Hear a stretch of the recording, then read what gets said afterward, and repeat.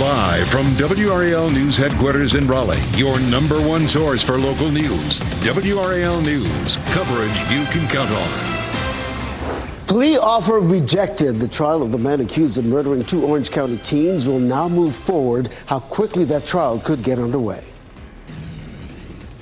And it's a much colder day for us today. Our temperatures are only in the low to mid 40s. I'll show you how many more chilly days are in our forecast this week.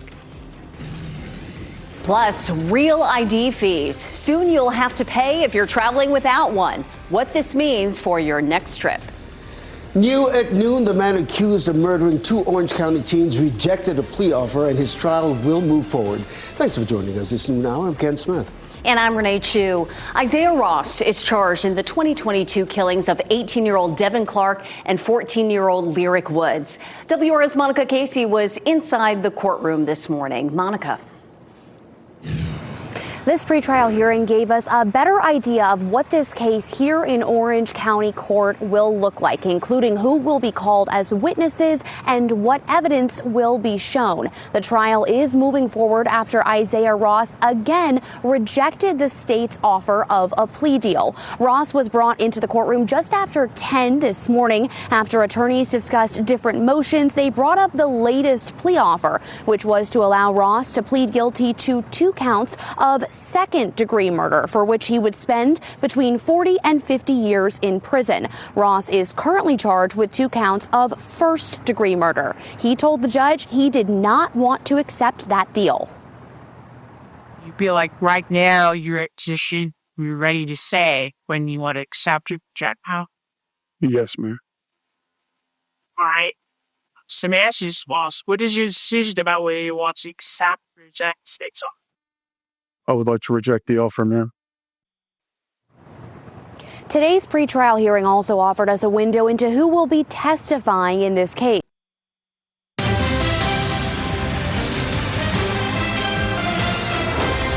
The U.S. Justice Department has served the central bank with subpoenas and even threatened criminal charges. Federal Reserve Chair Jerome Powell says it's over his testimony about renovations to the Fed's building. He calls the threat a pretext and says it is meant to undermine the Fed's independence as it sets interest rates.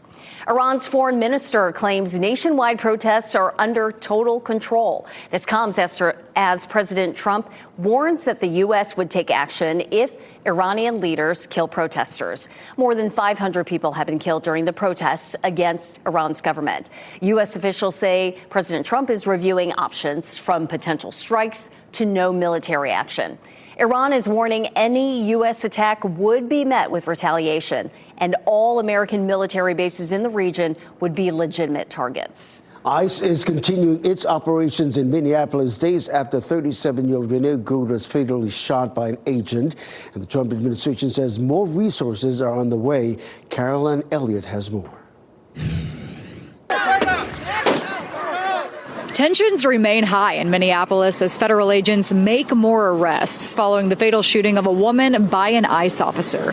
Over the weekend, thousands protested across the country demanding accountability. I'm out here because I have so many friends that have expired passports and they're too afraid to go get groceries. But Secretary Kristi Noem says ICE agents will not be deterred. Some 2,000 federal agents are already in the Twin Cities, and now DHS is sending hundreds of additional officers to continue enforcement. We've arrested dozens of murderers, rapists, traffickers in that city already, and we're going to continue to do that work to follow through on President Trump's promises. But Democrats on Capitol Hill say the operation is only causing chaos. Over the weekend, a Minnesota Congresswoman Ilhan Omar joined other lawmakers in Minneapolis and said she was denied access to an ICE facility after briefly being inside. What we have seen in Minneapolis is ICE agents oftentimes jumping out of their cars. These are unmarked cars. So it is even more important for there to be recording from eyewitnesses every single time these actions are taking place.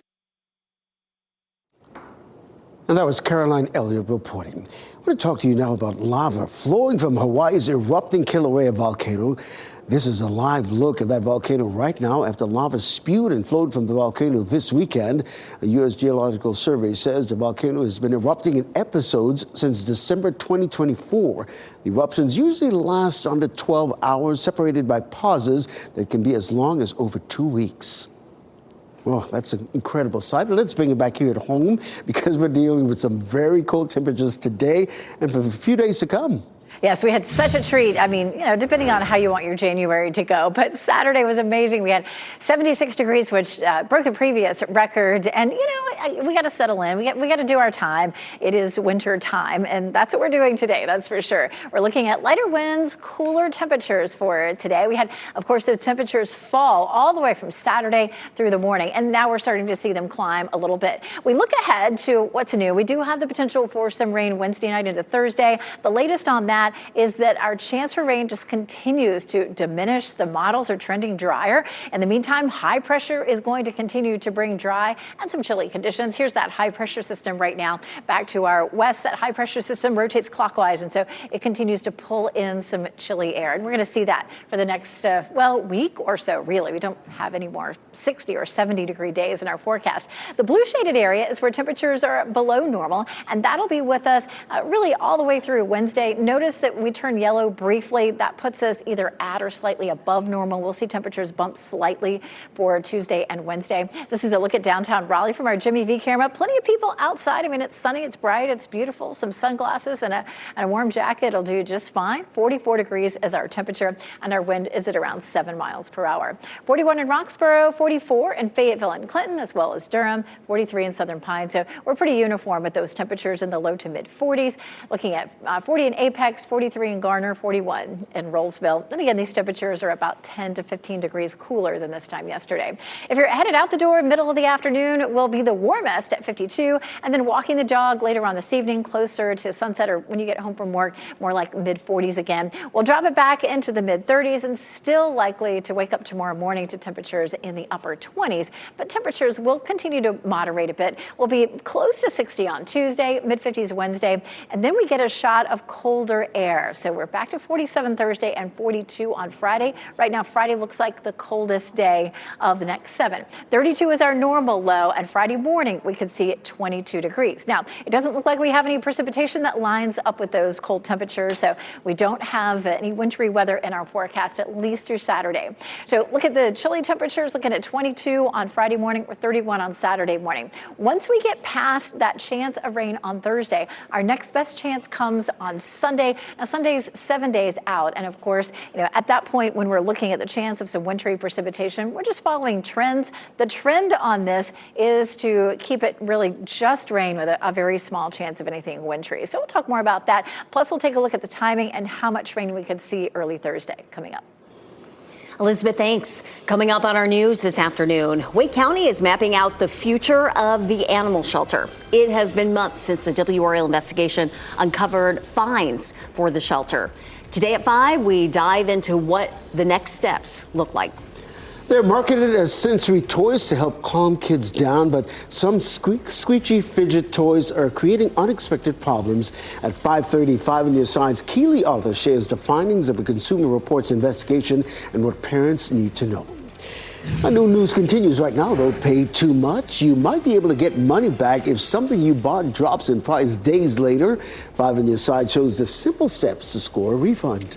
Potential expansion next, where Amazon is building its newest physical store, and if there could be some coming to North Carolina.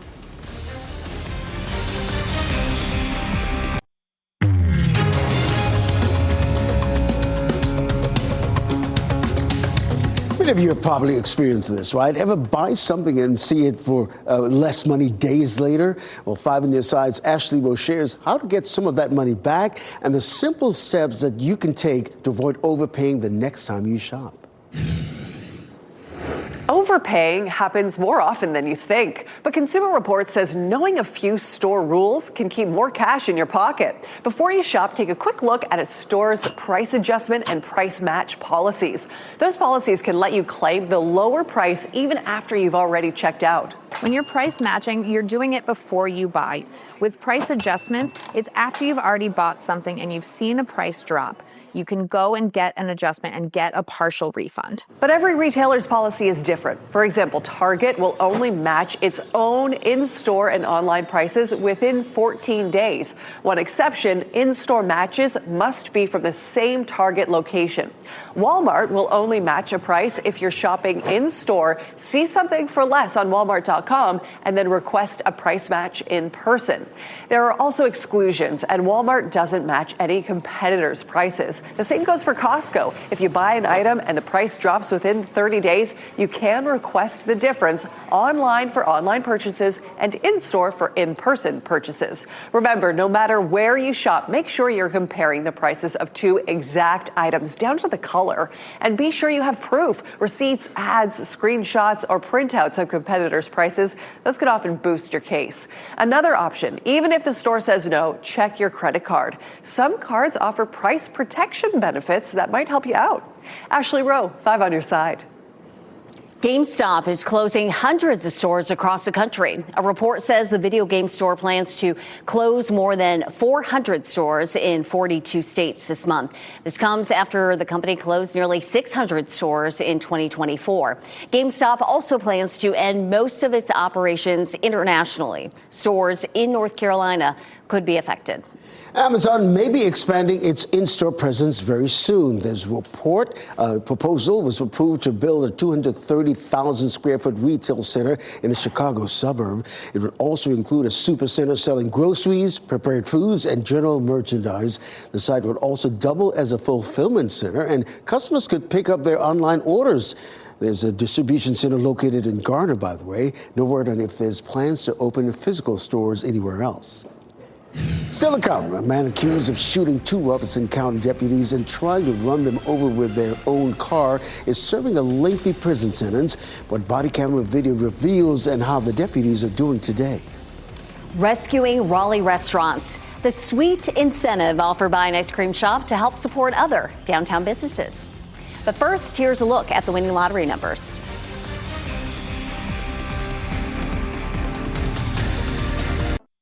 Shot in 4K ultra high definition. Your number one source for local news. WRAL News. Coverage you can count on.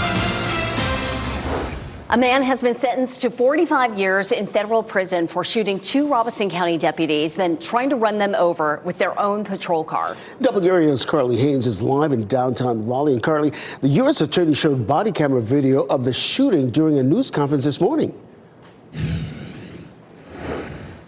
A warning that the body camera footage is difficult to watch. We've turned down the audio at parts, but know that shots were being fired nearly the entire time. And one of the deputies who survived this was present for the news conference today. Now, in that body camera footage, you can see as deputies pulled up to the wood line and spotted Locklear. This was in November of 2023. Locklear shot at deputies, then deputies returned fire. Locklear then jumped in their patrol car and tried to run them over. The 2 deputies survived, but went to the hospital with serious injuries. The deputies were trying to arrest him for cutting off his ankle monitor while he was on pretrial release. And Locklear had been released twice on bond for several violent charges since 2022. At the time, he's accused of shooting those deputies. This is what happens when you release a violent, repeat criminal to roam freely in our community. This does not belong in our society, and we're lucky he didn't murder more citizens and children before brave law enforcement officers captured him. The 45 years was part of a plea agreement in federal court in which Locklear agreed to plead to crimes with a mandatory minimum sentence of 40 years. He does, however, still face state charges for attempted murder and others in Robeson County. Carly Haynes, WRAL News, live in Raleigh. And I'm Laura Levine here in the WRAL Live Center this noon. A Swiss court has ordered 3 months of pretrial detention for this man right here. This is the bar manager of that bar that bursted into flames during a New Year's Eve celebration, killing 40 people, mostly young revelers, and injuring 116 others. Now, of course, we have video of the vigils that have been underway. The Court of Compulsory Measures in the region ordered that Jacques Moretti, the manager here of the bar, be held because of a possible flight risk highlighted by prosecutors. However, the court said in a statement that it was inclined to lift the 3 months of pretrial detention if sufficient security measures, including bail, are arranged. So, of course, we're going to continue to follow the impacts of this story as the people in that region continue to mourn the young lives lost on New Year's Eve. 2 police officers in Gaston County are on administrative leave after shooting someone inside a convenience store. This happened Saturday evening in Gastonia, which is near Charlotte. The person who was shot was taken to the hospital. It's not clear whether one or both the officers shot the person. We have reached out to the SBI for more information. A man is dead and a woman has life-threatening injuries and burns after a crash in Johnston County. This happened early yesterday morning at Powhatan Road and Pocahontas Trail. According to the Wilsons Mills Fire Department, the man was trapped inside the car and the woman was found outside. We're working to get more details about the victims and what led to the crash. A Cary Council member is challenging the mayor on his description of the council's makeup after the resignation of the former town manager. In an article published in last week's edition of Indy Week, Cary Mayor Harold Weinbrett was quoted describing the town council as new with very little experience. He says that has created trust issues. Sarika Bansal has served as a council member since 2023. She says the council's vision compared to the mayor's portrayal is just the opposite. I disagree with this. It's the new council who has taken leadership and trying to bring forward these issues, trying to fix things, trying to make difficult decisions. Bansal says her efforts to publicize policies and information like the town manager's spending authority have faced pushback from the mayor. We've reached out to Mayor Weinbrett for a response. We have not heard back as of yet. Today, business leaders from around the state are gathering today at RTP to talk about the economy. The 24th Annual Economic Forecast Forum is being hosted by the North Carolina Bankers Association and the North Carolina Chamber. Business leaders will reflect on the 2025 economy and look at economic trends of interest for early this year. Well, speaking of the economy, downtown Raleigh is taking a hit as longtime restaurants are closing. Now, one business is serving up deals to help others. Audrey and Nathan Simons own the ice cream shop Simons Says Dip This. They've run their Durham location since 2021. They opened a shop in Raleigh last year. Now they've launched a campaign to encourage people to shop local. Anyone who eats at a locally owned restaurant can bring their receipt in and get 20% off at their ice cream stores. We wanted to get as many people out to locally owned restaurants. If these restaurants and shops go away, where are you going to go? What are you going to do? So we're the backbone of these cities, and we have to keep them alive. Simon Says Dip This plans to run this campaign for the next 3 months. It will have a giveaway at the end of each month. The New England Patriots are moving on in the NFL playoffs, beating the LA Chargers. Former UNC quarterback Drake May led the Patriots in his first career playoff game. And the Patriots defense held the Chargers without a touchdown. The Patriots won 16-3 to advance to the next round. The Patriots will host the winner of tonight's final game of the wild card round. The Pittsburgh Steelers play the Houston Texans. Kickoff is at 8:15 on ESPN. Over there in the other AFC divisional round game, the Denver Broncos will host the Buffalo Bills on Saturday. In the NFC, the Seattle Seahawks will host the San Francisco 49ers Saturday as well. And on Sunday, the Chicago Bears host the Los Angeles Rams, who advanced after beating the Carolina Panthers on Saturday. Extreme spread. The CDC says this flu season is the worst one we've seen in nearly 30 years. What's fueling the surge? And highest danger alert. The recall for these cheeses have been upgraded, and they were sold right here in North Carolina. The dangers they could cause if consumed. For news, traffic, and weather any time of the day, make sure to download the WRAL News app. We'll keep you informed.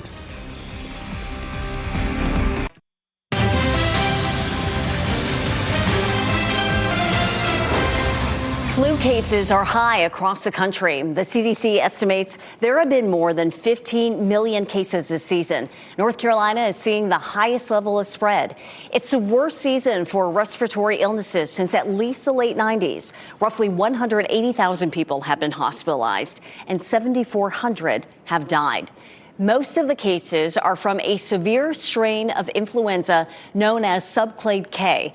Many healthcare professionals warn illnesses are likely to climb. The CDC is urging everyone 6 months and older to get the flu shot. The flu vaccine absolutely prevents severe illness, prevents hospitalizations. The CDC estimates 130 million doses of the vaccine have been distributed nationwide this season. That covers less than 40% of the U.S. population. The Food and Drug Administration upgrading a recall of certain cheese products sold right here in North Carolina.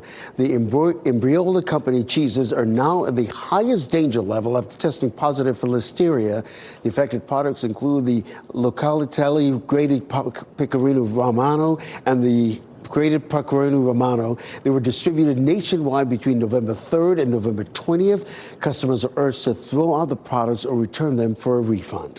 Another recall we're following this noon hour. More than 13,000 chargers sold at TJ Maxx and Marshall's are being recalled over concerns they may explode and start a fire. It includes these Isla Ray magnetic wireless chargers.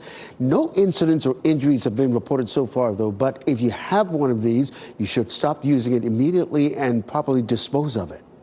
License suspended. The state has ordered a Pittsburgh animal shelter to rehome all of its animals. WRAL investigates what led to the dramatic action and how the cat refuge is fighting back. And a new purpose. A man who spent more than 11 years in a North Carolina prison is now the owner of a former one. His plans to rebuild the site to help inmates reenter society.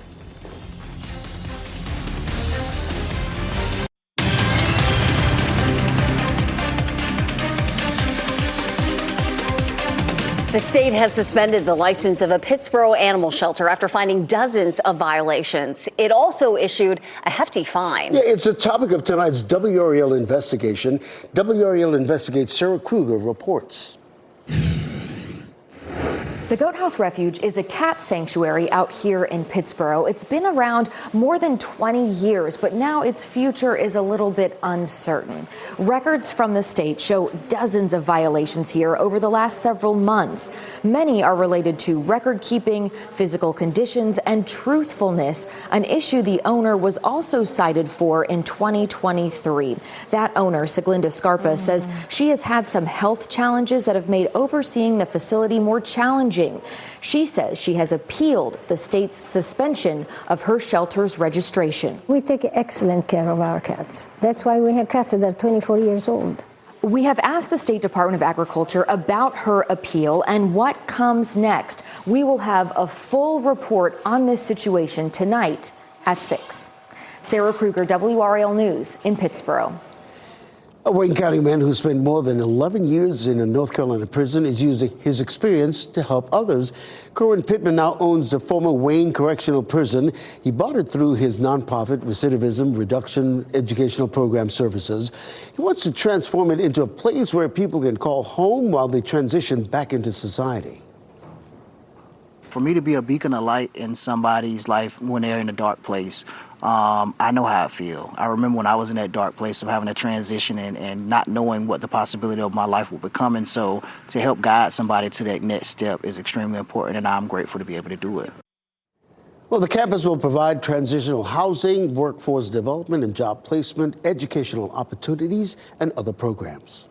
Today, NASCAR will announce a change to its championship format. The sport plans to shift away from the single race, winner-take-all finale. The new format will give more weight to points and consistency through the entire season. Today's announcement is at 3:30 p.m. It's been a rather cold morning, shall we say? Oh, definitely cold, especially compared to the weekend where we just made that polar plunge there, Elizabeth.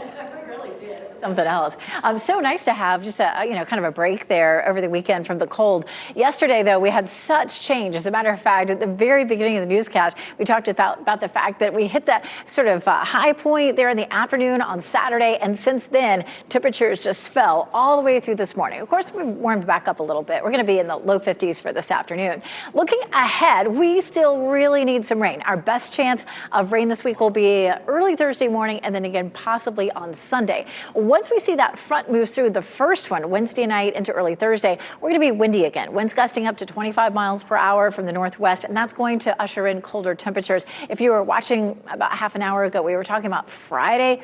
Friday's going to be even colder than today. Low 20s to low 40s will be our temperatures.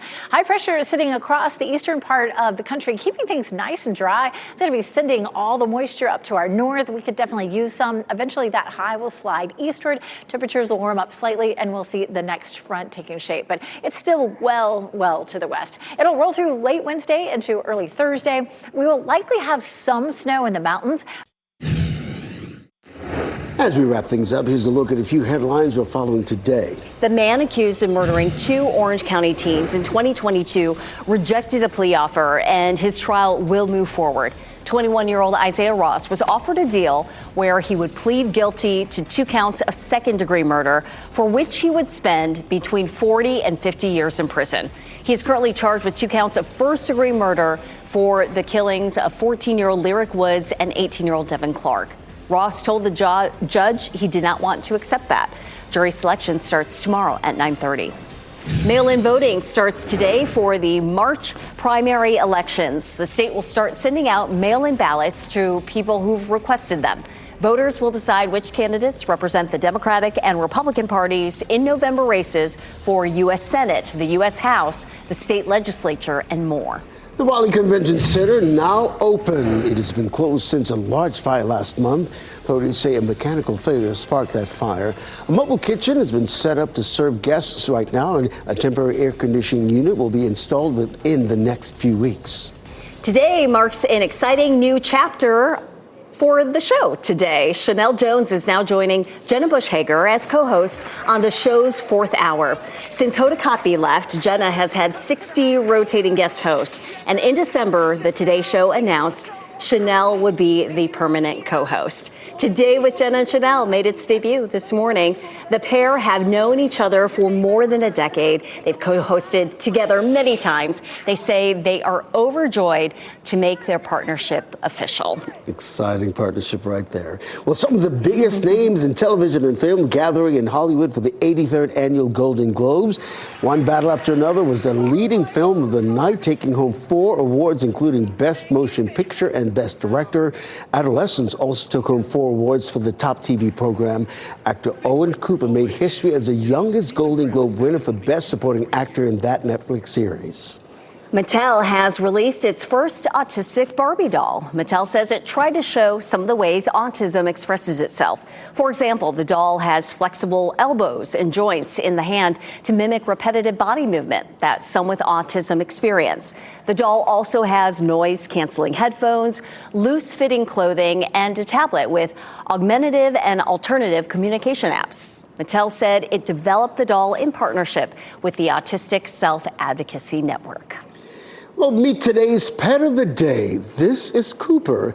He's a middle-aged gentle coonhound mixed with a heart full of love. He loves walks, car rides, being outside, and snuggling with people. To learn more about Cooper, you can apply on lovemuttsrescue.org.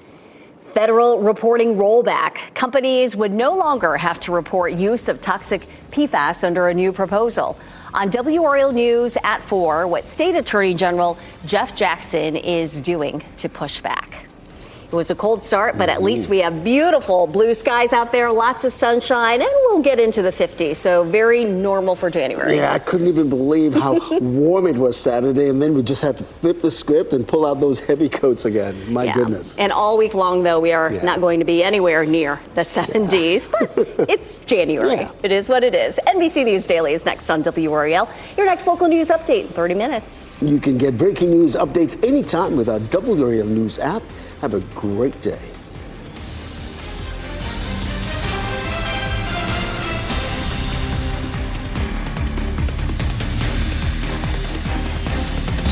Keep watching WRAL News over the air channel 34 and Spectrum channel 1257.